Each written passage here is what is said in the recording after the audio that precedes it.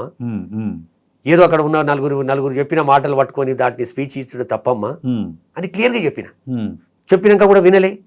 నేను పక్కకి ముందే ఏదైనా గవర్నర్ దగ్గర పోయేది ఉంది, ఫోన్ చేసి రాఘవన్ రమ్మన్, గవర్నర్ దగ్గర నా పక్కకుంటే పెద్ద లేకుంటాడు, లేవు ఢిల్లీ పోయేది ఉంది, ఇంతేవరకు తప్ప ఎప్పుడైతే ఆమె రాధాకృష్ణ దగ్గరికి పోయిందో నేను విభేదించిన. తప్పు రాధాకృష్ణ దగ్గరికి పోయిన రోజే నేను విభేదించిన. అందుకు రాజశేఖర్ రెడ్డి గారి గుణగణాలకు, జగన్మోహన్ రెడ్డి గారి గుణగణాలకు, షర్మిలమ్మ గుణగణాలకు ఎక్కడ కూడా పోలికలు లేవు. ఇవాళ రాజశేఖర్ రెడ్డి గారి గుణగణాలు ఉన్నాయి అనడానికి జగన్మోహన్ రెడ్డి గారు ప్రూవ్ చేసుకుండు. అది సంక్షేమం కావచ్చు, అభివృద్ధి కావచ్చు, తండ్రి పేరును నిలబెట్టడం లోపల కావచ్చు. సుమారుగా 5 సంవత్సరాలు ఎక్కడన్నా జగన్మోహన్ రెడ్డి గారి మీద ఒక ఈసమెత్తు, సరే ఫ్లోలో మాట్లాడకము, ఆ వైన్ షాపులు అనుకోము, ఇసుక అనుకోము, మట్టను, ఈ బక్వాజ్ ముచ్చట్లే తప్ప ఆయన అడ్మినిస్ట్రేషన్లో కావచ్చు, ట్రాన్స్ఫర్లలో కావచ్చు, అభివృద్ధిలో కావచ్చు, సంక్షేమంలో కావచ్చు, అభివృద్ధి లేదని ప్రపంచంలో భారతదేశంలో ఈవెన్ చీఫ్ మినిస్టర్ ఉన్న గుజరాత్లో దాంట్లో కూడా ప్రైమ్ మినిస్టర్ చీఫ్ మినిస్టర్ ఉన్నటువంటి గుజరాత్లో కూడా అప్పుడు 36 లక్షల మందికి సెంటు భూమి, 2 సెంట్ల భూమి ఇచ్చి మంచిగా ఉండడానికి ఒక సింగిల్ బెడ్రూమ్ పోర్షన్ కట్టించేటటువంటి పరిస్థితి ఎక్కడన్నా చూపించండి. ఇప్పుడు నేను కూడా విజయవాడ వెళ్ళినప్పుడు కానివ్వండి, ఆంధ్ర తిరుపతి, ఆంధ్ర ప్రాంతాలకు వెళ్ళినప్పుడు అక్కడ ఉండే క్యాబ్ డ్రైవర్లతోనూ లేకుంటే ఆటో డ్రైవర్లతోనూ వీళ్ళతో మాట్లాడతాను సార్. వాళ్ళు అంటుంది ఏంటంటే సంక్షేమం చాలా బాగుంది సార్, జగన్మోహన్ రెడ్డి వచ్చిన తర్వాత చాలా బాగుంది, కానీ అభివృద్ధి కొంచెం అనే మాట వినిపించింది నాకు.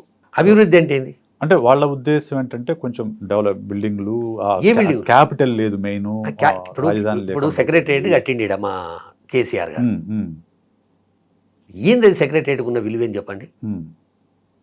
రాజధాని అనేది మన దగ్గర చాలా పెద్దగా భూతద్దంలో పెట్టి చూస్తున్నారు. అవును, మనకు అమెరికాకు ఇప్పటికి కూడా ఒక ఇంకా 50 ఏళ్ళ ఫరక్ ఉంది. అవును అవును, అక్కడ క్యాపిటల్ సిటీ చూసినాం కదా మనం. అవును, చిన్న మారుమూలకు ఉంటుంది. క్యాపిటల్ సిటీ అనేది కాదు మనకు కావాల్సింది. ఏది క్యాపిటల్ సిటీ లేనందుకే 32,000 పాఠశాలలను అభివృద్ధి చేసిండా, 17 హాస్పిటల్స్ కట్టిండు. క్యాపిటల్ సిటీ లేకపోతే కట్టలేదా? ఇవాళ కళ్ళు తెరిచి చూడాలి. మనం రాజకీయంగా మాట్లాడడం వేరు, రాజకీయంగా ఏదైనా మాట్లాడచ్చు. అంటే ఒక రకంగా ఏంటంటే కామన్ మ్యాన్కి, ఇప్పుడు సింపుల్ చెప్తాను సార్, ఇప్పుడు విజయవాడలో ఉన్నవాడికి విజయవాడలో జరిగిన అభివృద్ధి మాత్రమే తెలుస్తుంది. ఆ ఫ్లైఓవర్లు కట్టారు, రిటైనింగ్ వాల్ కట్టారు, సో ఇది జగన్మోహన్ వచ్చిన తర్వాత కొంచెం డెవలప్మెంట్ అయిన విషయం తెలుస్తుంది. కానీ విజయవాడ వ్యక్తికి వైజాగ్లో ఏం అభివృద్ధి జరిగిందో తెలియదు. ఎందుకు? మీడియా చూపించకపోతే తెలియదు. మీడియా మొత్తం ఏకపక్షంగా ఉంది. ఇప్పుడు ఒక సాక్షి ఉందో తప్ప వైఎస్ఆర్సీపీ తరపున మిగతా మొత్తం ఏకపక్షంగా ఆపోజిటే చూపిస్తుంది.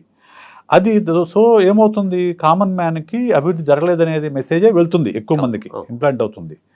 మరి వాళ్ళు అలానే ఉన్నప్పుడు మరి ఇప్పుడు ఏం చేస్తుంది? ఏం లేదండి, కామన్ మ్యాన్కి ఎందుకు వస్తుంది చెప్పండి డౌట్. ఇప్పుడు నా గ్రామం ఉంది, బెంచీలు లేకుండే, నా దగ్గర కుర్చీలు లేకుండే, పిల్లలకు డ్రెస్సులు లేకుండే, టాయిలెట్స్ లేకుండే, భోజన వసతి లేకుండే. నా ఊర్లో బ్రహ్మాండమైన కార్పొరేట్ స్కూల్ ధీటుగా స్కూల్ కట్టించాడు. నాకైతే కనబడుతుంది కదా. విలేజ్ సెక్రటరియట్ ఉంది, నాకు కనబడుతుంది కదా. నా ఇంటికి పొద్దున్నే 5:30 6 గంటలకు వచ్చి 3,000 రూపాయలు పెన్షన్ ఇస్తారు, నాకు కనబడుతుంది కదా. ఫర్టిలైజర్ షాపులు కనబడుతున్నాయి కదా, విలేజ్ క్లినిక్స్ కనబడుతున్నాయి కదా, సంవత్సరానికి 15,000 అమ్మఒడి కనబడుతుంది కదా. ఇంకేం కావాలి? ఇవన్నీ సంక్షేమానికి సంబంధించినవి కదా. వాళ్ళు అనేది ఏంటంటే అభివృద్ధి, పరిశ్రమలు ఏవి, ఐటీ కంపెనీలు ఏవి, జాబ్స్ ఎక్కడ ఉన్నాయి, ఇవి లేవు కదా. రేపు ఈ పిల్లలు చదువుకొని పెద్దవాళ్ళు అయితే జాబ్స్ అనేది ప్రశ్న. అదానీ అంబానీ లాంటి వాళ్ళు వచ్చి మన దగ్గర పరిశ్రమలు పెడతారు. వైజాగ్లో చూడండి, కియా వాళ్ళు ఎక్స్టెన్షన్ చూడండి, దాని దగ్గర ఎన్నోసార్లు ఐటీ మంత్రి, ఇండస్ట్రియల్ మినిస్టర్ చెప్పిండు కూడా. ఇలా హైదరాబాద్ అనేది ఎన్ని వందల సంవత్సరాలు ఉందో తెలుసుగా మనకు. అవును, 400 years అబో. చెన్నారెడ్డి గారు ముఖ్యమంత్రి అయినప్పుడే వరల్డ్ బ్యాంక్ వెళ్ళి 2,200 కోట్లు తీసుకొస్తే 400 కోట్లు హైదరాబాద్కి పెట్టి 1,800 కోట్లు దివిసీమకు పెట్టాడు. ఎట్లా కంపేర్ చేస్తాను? ఓకే. అందులో 5 ఏళ్ళు బుద్ధిమంతునికి ఇచ్చిరు కదా. మొట్టమొదటి 5 ఏళ్ళు అభివృద్ధి చేస్తాడు, చాలా పెద్ద తోపు, అవును అవును అనుభవజ్ఞుడు, అవును. అన్నిట్ల అనుభవజ్ఞుడు. మరి ఏం చేసిండు 5 సంవత్సరాలు? ఏదన్నా ఒకటి ఇప్పుడు ప్రజలకు కూడా అర్థం కావాల్సింది ఏందరు కానీ అర్థం అయ్యింది. ఇవాళ క్యాపిటల్ సిటీ వైబులా కాదా? ఒక 5 ఎకరాలు మనం ఎవరికైనా డెవలప్మెంట్కి ఇస్తే 5 సంవత్సరాలు తీసుకుంటుండు. అవును, ఇంకా కంప్లీట్ అవుతలేదు. కంప్లీట్ అవుతలేదు ఇండ్లు కట్టడానికి. అవును అవును. అటువంటిది 33,000 ఎకరాలు డ్రైనేజ్ సిస్టము, రోడ్స్, కరెంటు.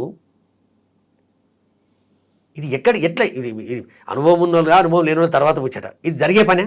అంటే ఆయన విజన్ అంత పెద్దదండి. ఏం విజన్? ఆ విజన్ మీరు అర్థం చేసుకోలేకపోతున్నారు కదా వాళ్ళు చెప్తుంది. విజన్లు అన్నీ అయిపోయినాయి. నీ విజన్ అయిపోయింది. 2004లో నీ విజన్ ఏం చేసింది హైదరాబాద్? 2009లో నీ విజన్ ఏం చేసింది? 2014లో ఏం చేసింది? కొనకు 2018లో 13 నిలబడితే 2 గెలిస్తేవి. హైదరాబాద్లో నీకు అడ్రస్సే లేదు. చంద్రబాబు నాయుడు విజన్ ఏం చేసింది చెప్పండి? అంటే హైదరాబాద్ని ఇంత ప్రపంచ పట్టణంలో నిలిపిన చంద్రబాబు నాయుడు ఏం చేయలేదంటే ఎలా సార్? మీరు ఏం చేసింది చెప్పండి? Outer ring road, Hitech City, Cyberabad. Hitech City అనేది కాదు డాక్టర్, నువ్వు చేసినావు, నీ రిజల్ట్ ఏంది? అంటే రాష్ట్రం విడిపోయింది కాబట్టి హైదరాబాదును ఎవడన్నా అభివృద్ధి చేసినా అని ఎవడన్నా స్వతంత్రం వచ్చినప్పటి నుంచి 1956, 47 సమైక్య ఆంధ్రప్రదేశ్ 56లో వచ్చినా ఒక 5 ఏళ్ళు 47 నుంచి 56 వరకు తెలంగాణ రాష్ట్రం సపరేట్ ఉన్నా ఇవాళ అభివృద్ధి చేసినామని చెప్పుకుంటే ఇక వాళ్ళంతా మన కేటీఆర్ ఏమో చెప్తుండే చూడండి, అట్లా ఉదాహరణలు చెప్పవలసి వస్తుంది. ఓకే, ఇదో పెద్ద నగరం. అవును, ఎప్పుడు నిజాం పాలన నుంచి కాస్మోపాలిటన్. 6 మంది జడ్జిలకు కట్టిండు డాక్టర్ గారు హైకోర్టు. 6 మంది జడ్జిలకు కట్టిన హైకోర్టు ఇలా 42 మంది కూసినేటట్టు ఉంది. అది అంటే అది విజన్. నిజాము 6 మంది జడ్జిలకు మూసీ నది పక్కకు 6 మందికి కట్టిండంటే ఇవాళ గది విజన్ అంటారు. కానీ నువ్వేంది తప్ప, మనం ఈ అభివృద్ధి చెందింది అయిపోయింది. నీకు 5 సంవత్సరాలు ఇచ్చారు. కేంద్రంలో ఉన్నావు, 2 కేంద్ర మంత్రులు ఉన్నారు, రాష్ట్రంలో మీ ఆళ్ళ మంత్రులు ఉన్నారు. ఏం చేయగలిగినావు నువ్వు? ఏం చేయగలిగినావు చెప్పు? 17 హాస్పిటల్ డాక్టర్ గారు. అవును అవును, హాస్పిటల్ ఇప్పుడు కడుతున్నారు చాలా చోట్ల. ప్రతి జిల్లా హెడ్ క్వార్టర్లోనూ ఒక హాస్పిటల్ లాగా. 17. అందుకు ఎవరైనా ఇప్పుడు సోకాల్డ్ లీడర్షిప్ చేసిన వాళ్ళు, లేకపోతే జగన్మోహన్ రెడ్డి గారి వ్యతిరేక గ్రూప్ ఏదైతుందో మొదట ఆలోచించి మాట్లాడితే అభివృద్ధి ఏం జరిగింది, సంక్షేమం ఏం జరిగింది అనేది ఆలోచిస్తే అప్పుడు అర్థమవుతుంది. మీరు అన్నట్టు రాజధాని గురించి ఎవరు ఆలోచన చేస్తలేరు. కొన్ని జగన్మోహన్ రెడ్డి గారికి వ్యతిరేకించే పత్రికలు, మీడియా సంస్థలు తప్ప గ్రౌండ్ వేరే ఉంది. ఓకే, తెలంగాణ ఉన్న మీకు ఎలా తెలుస్తుంది ఆంధ్రప్రదేశ్లో గ్రౌండ్ ఎలా ఉందనే విషయం? ఇలా ప్రపంచం ఇప్పుడు ఇక్కడ కూర్చొని మనం మాట్లాడేది 10 నిమిషాలు కూడా ప్రపంచానికి వెళ్ళిపోతుంది. అది ఓకే. అంటే మీరు ఎప్పుడన్నా గ్రౌండ్లోకి వెళ్ళారా? చాలా సార్లు వెళ్ళారు. Okay okay. తిరుపతి పోయినా, ఉద్దానం పోయినా, ఓకే, ఏలూరు పోయినా, నాకు తెలుసు. మీరు లాస్ట్ ఒక ఇంటర్వ్యూలో చెప్పారండి, నేను ఇలా నెక్స్ట్ ఎలక్షన్స్లో ఖచ్చితంగా నేను ఆంధ్రాలో వెళ్ళి ప్రచారం చేస్తాను, ఈమె మాటలన్నీ కూడా అబద్ధం. ఈమెనే కాదు, ఈమె చాలా చిన్నామే. ఓకే, జగన్ గారికి సపోర్ట్, జగన్ గారిని కాపాడుకోవాలి. ఓకే. 2009లో మహాకూటమి ఏర్పడ్డప్పుడు భయపడ్డాను.